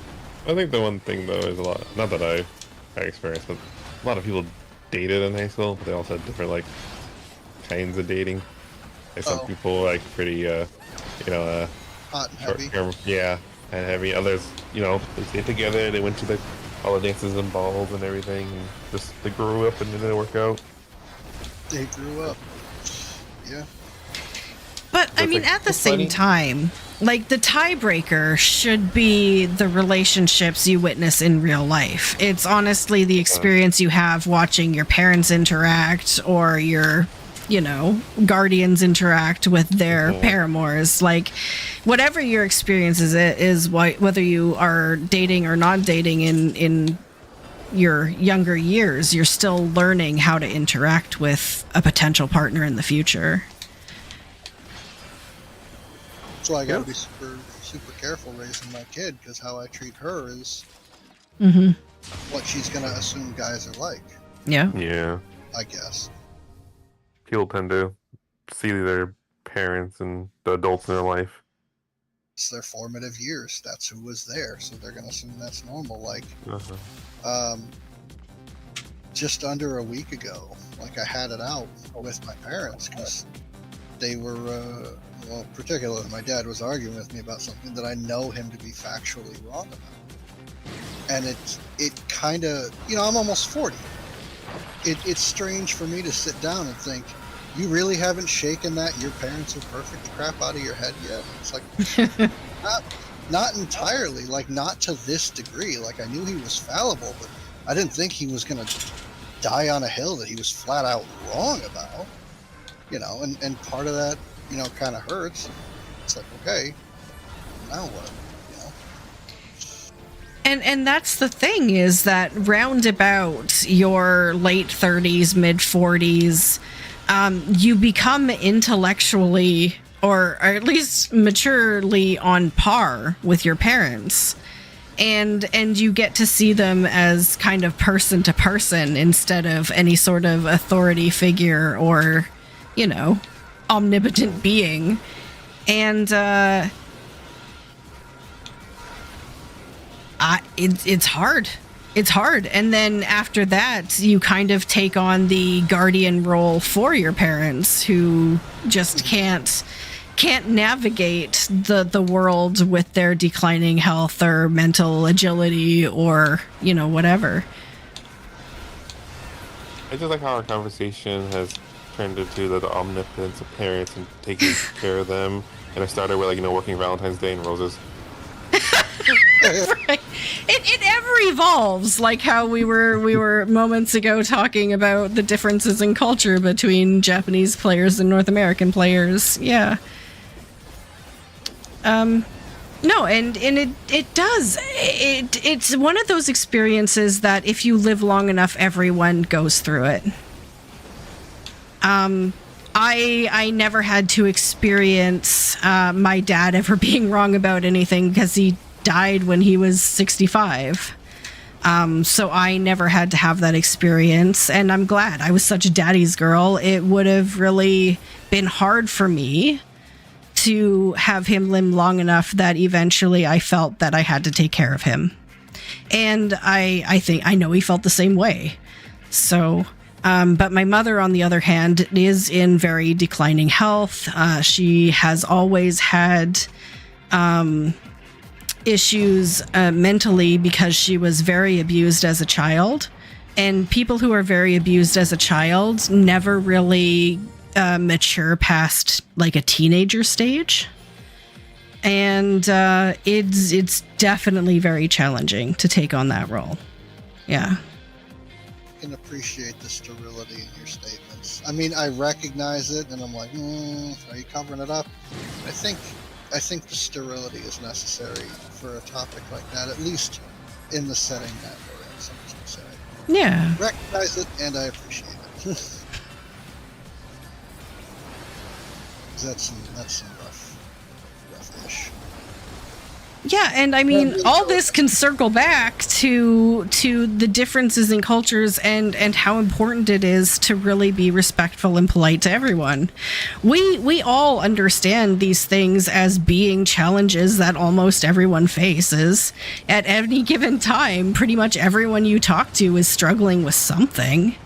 And yet we just don't take the time to really even type out a full sentence to be respectful to someone and to, you know, let them know, hey, I can't stay very long, or, you know, hey, I'm sorry, I've got something going on in the background, but I'm going to do my best. Like, we can afford the time to be a little bit more respectful to one another, right? Like, it's... I can't type that shit when I'm playing. Move. That's all you're gonna get.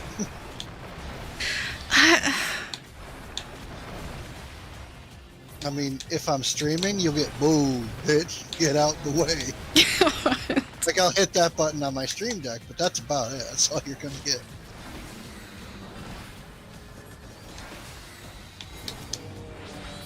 And I mean, it's cultural, because it's not like anyone is intentionally being rude. It's just we're never really taught those interactions.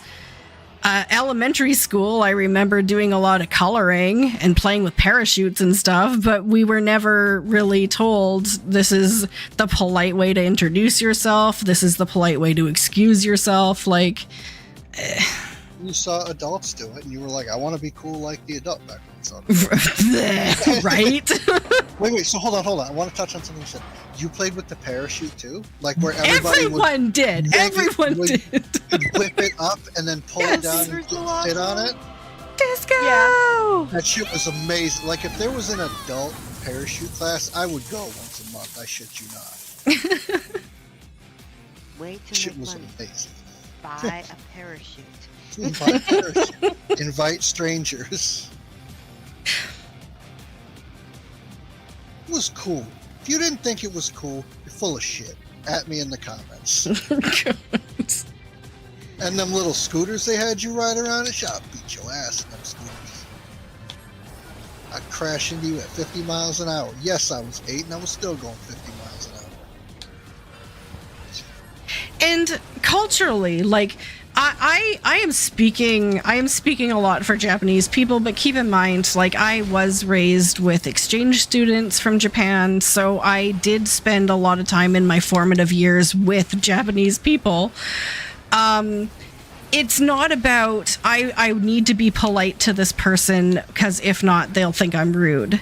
The thought process that goes through their head is, I need to be polite to this person or they're going to think that my parents failed.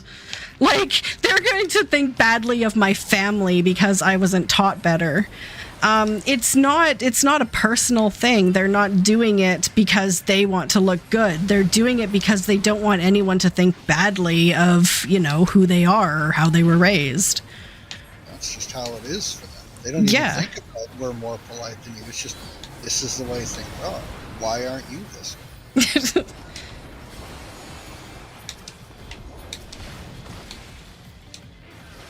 Oh, by the way, Debbie, so I'm guessing in Canada it's not a 3-day weekend. No. Is it a 3-day weekend there? Is it? Just from me, because I work in a school, I guess? Is it not for other people then? What happens Monday? Yeah, what's going on? Good question, what is the holiday on Monday? Is it MLK? Is it MLK Day? Yeah, it might be, actually. I should know this because I'm American, but let's see. Hey, where's the Googler? Google Monday. Hey, see what fact checker! I'm already on it. Fact checker! Fact checker. Fact checker! Fact checker! Fact checker. Yeah, Lynn, I'm Googling. Google Just faster. they're calling me Google Lynn. Google it. On Okay. the state was captured. There is not one on the 10th that is a national holiday. That's the 17th, and that's President's Day. Why do I have it off? Disco! Am I supposed to be go to work and I don't know? Third Monday of February is Washington's birthday. Yeah, that's the 17th. Yeah, MLK, Washington. I don't know. Okay, now it's gonna bug me. I'm pretty sure it's not umbrella day. That's what it says here, but I'm pretty sure that's why I have it off. I mean, we have a stat day at the end of February. That's Family Day, but... God, it's gonna bug me. I'm looking at the 10th. I have the long list of everything that actually happens on it. I got nothing. First holiday. Umbrella Day. That's what I saw. I'm like, I don't think it's umbrella. Oh, here, let's see. There's Clean Out Your Lincoln's Computer birthday. Day. Lincoln's birthday? Oh, so your workplace celebrates it as a split day still. I guess so. What was it before? Well, how does your guys'? Well, I am also American, but they used to do both the 10th and the 17th. 10th being Lincoln, 17th being Washington, but now they roll it together into President's Day on the 17th. Okay. That makes sense. So, yeah, Whoa, we need more days off. I know. I'm looking at my calendar now. It's February 10th, Lincoln's birthday, and then 17th, President's Day. Yeah, it's still split. Now the non-official holidays, it's Clean Out Your Computer Day. Oh. And then No thanks. National Flannel Day. No thanks. Wow, you're You're Canadian. in You gotta work Canada. flannel. It's basically a national holiday for you. Appreciate your lumberjacks. If I can find it, I'll post it. When I was in elementary school, I did wear a flannel shirt quite often. Everyone did. It's In high Canada. school, In tank top with a flannel tied around my waist. yeah. No wonder your mom thought what she thought. God, Phil. What, that I was going to be a nun? No, Karen.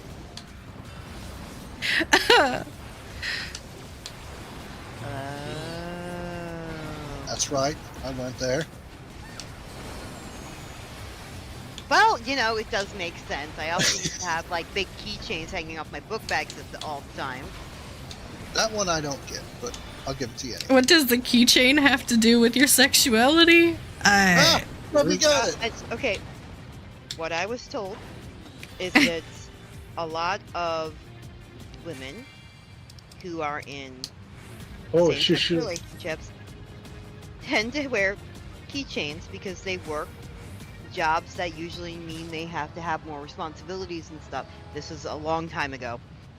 And I'm like, well, I have a big keychain. Makes a lot of noise when I walk, but it's because I have to have the keys to get shit done. Okay. I'm like, I don't see how that's relevant to anything. Final I chamber! have a coworker that's a guy who has the same kind of keychain as me. Does that mean he's got a secret, you know, feminine side there? Maybe. It's Or maybe just keys, man. Maybe he's the. You know, the famous Freud quote, sometimes a keychain is just a keychain. Thank you. Sometimes it's not Freud.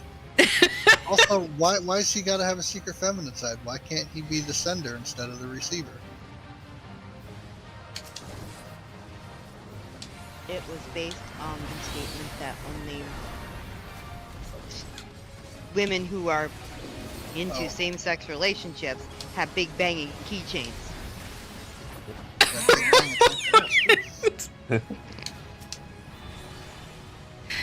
I might have to apologize for that one later.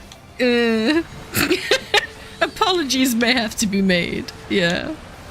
We'll see if they happen. Expressed on this program do not necessarily reflect those of its host or the other guests. There you go. You're covered. Okay.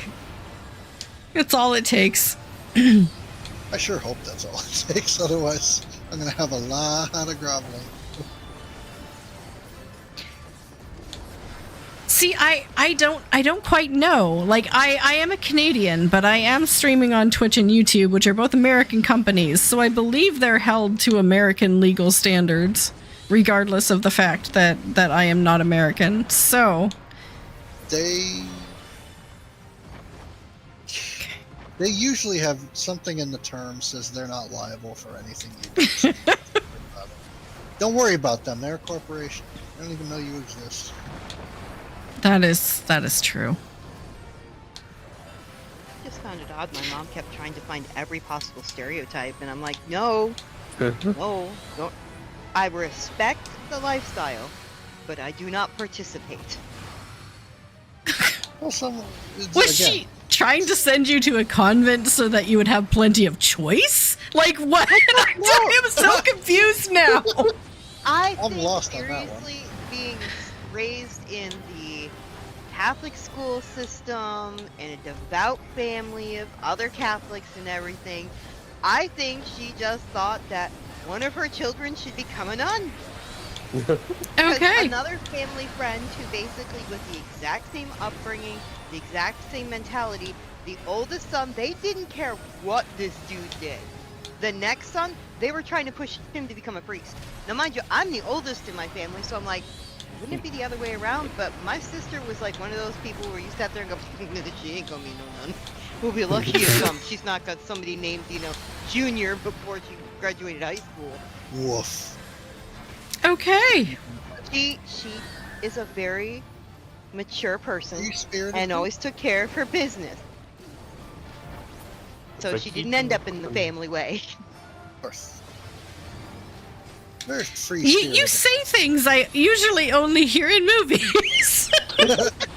That's real life. Baby. That's where movies come from. Apparently. Yeah. I'm trying to use terminology that wouldn't get you in trouble on your YouTube channel. I mean, I appreciate the attempt, but I think the obscurity of the language used just makes it more risque. People have to Google it, and then they're like, oh. That's what she talks about. Family way. Oh my.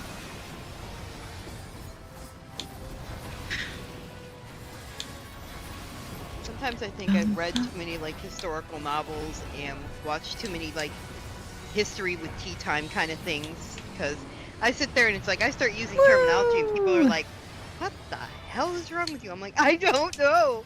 I just try to be proper.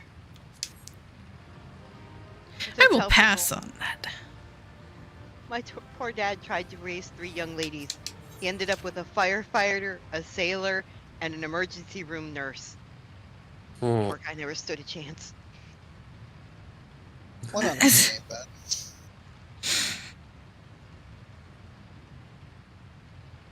someone has one in Shaloni still. Thank you so much. Congratulations. Was that your second final chamber map today? Yes. Oh my god. Dun, dun, dun, dun, dun, dun. It's no coffer, but I did bring 800k between all of us. So, you know, Nice. I helped. You did your part. Okay. Well, I think this is my map, so we'll see if I can contribute. If you don't contribute, you belong in the garbage chute. Wow. Thanks, Phil. On the topic of being respectful. Yeah, Speaking of thanks. North American players, It's- this is why you see no NA in the JP Party. Even though they live it, we're the ones who have the balls to say it. Take that, EU. oh, God. Got that from a Joe Cat video where he was talking about healers needing to DPS. See, Joe I Cat struck- is just awesome.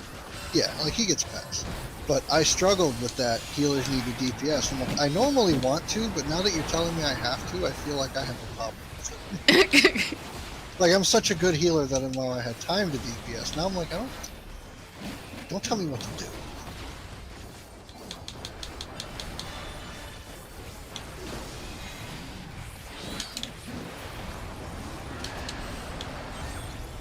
With that being said, With that being said. yes. Sorry, I was caught up in the fact that this is the first time I've really played level 100 Summoner. And I had no idea Mr. Crystal Bahamut showed up right at the very beginning. And I was like, what does this spell do? And then I was like, oh, okay. How do you feel about Crystal Bee? Or Lunar Bee, I think we call it. Yeah, it's Lunar Bee. I'm not... I never played Summoner enough to have a visceral reaction. It would have been nice to have something else. I was kind of hoping for something else, but, you know, it's fine. It's Okay, fine. If you had to sum up your opinions in one word, what would it be? Or what would it be, I should say? Meh. Ooh! That's a tough call. Mine would be Meh.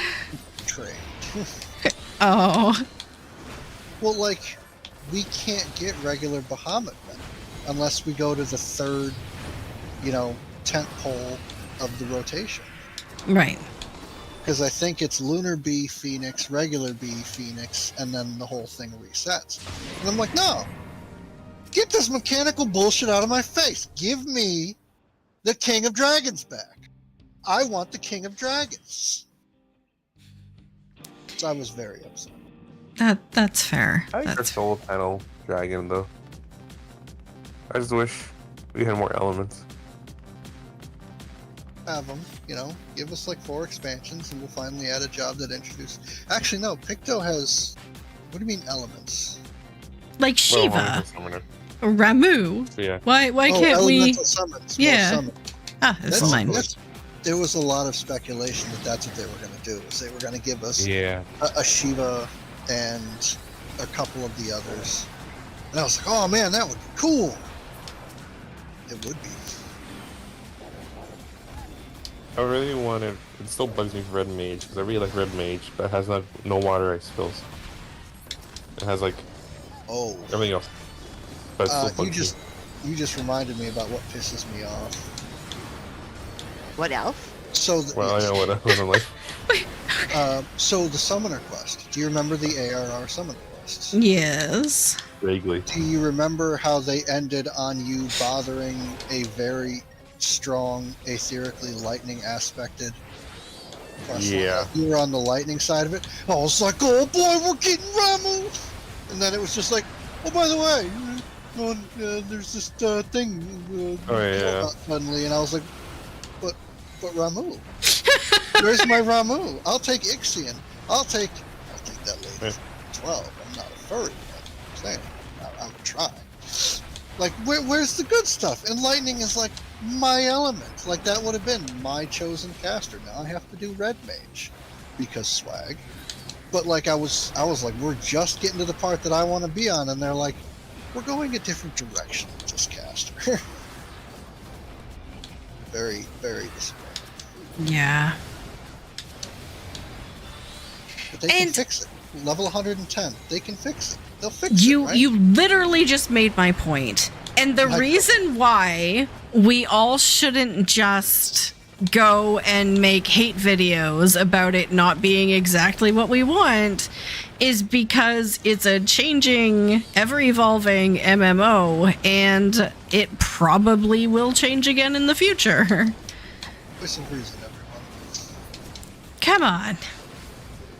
Oh, I'm trying to work with you. PlayStation Network is back up. Just in time for the end of stream. Just in time. They did it on purpose. Nice. Oh, now that it's 9 o'clock, yeah, okay, we can bring PlayStation Network back up. We're like, Maybe he has stop revolutionary ideas. You put it back up. Womp womp.